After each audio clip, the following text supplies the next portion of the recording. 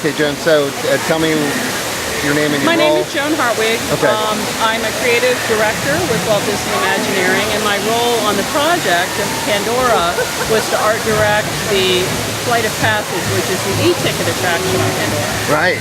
So we just got off that again. I mean, so Well, I mean, how did you like it? amazing. Yeah, it really I mean, was like amazing. like Glad you nothing out liked there.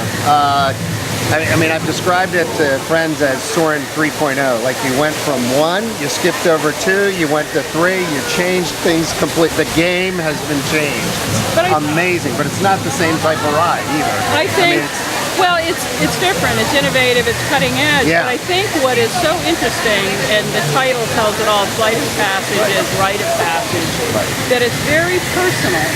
And so the idea that Soarin', I think, is communal, and Flight of Passage, I think, is a personal, strangely kind of intimate experience where even though you are riding with other guests, but that personal transformation is happening.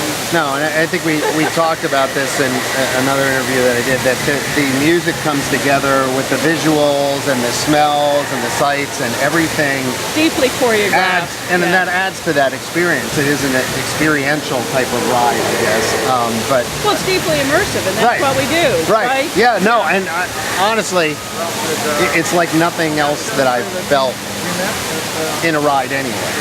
So that's a good thing. That's wonderful. I mean, you know, well, we want all of our guests to have fun, right? Well, yeah. We want them to be amazed. We Right. want their expectations to be exceeded, and we've done that with Pandora. Well, I think to that point, somebody who was riding with us, you know, at the end looked like she was crying, and she just loved it so much that she was like, "Oh my gosh, this is amazing!" So, you know, it's one of those kind of experiences for friends. But so tell me, I mean, what goes into something like that? I mean, there how many years worth of work? It's a herculean effort.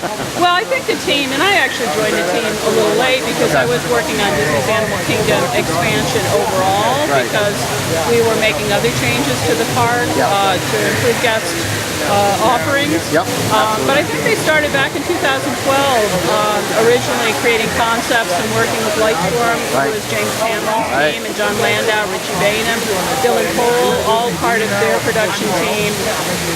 Really translating, because even though we're inspired by the set work that we often see in the stories that we tell, we have to create a world that can be inhabited by millions of guests ultimately. And so we really have to be careful about how we construct that world, because guests are able to turn around that 360 degrees. And so to your point about riding the attraction, we have to think about what are the smells, how does it feel, what are people going to see at every sightline, every time they turn around, to make sure that they are deeply, deeply immersed in the story at every point. Right. And so this whole area, it's big, but it feels intimate at the same time, which I think feels kind of amazing. That's probably a tribute to what you guys have done here.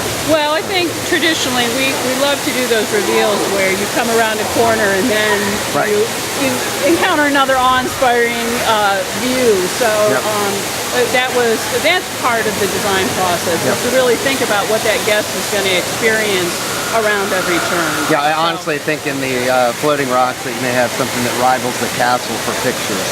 You know, I think it's a modern marvel. It's an amazing, amazing feat of engineering. It is. Really, really is. I'm glad that you like that. Yeah, really do. Joan, I want to say thanks for Thank you, John. having us on, I really and appreciate it. we'll see you next time, guys. Bye.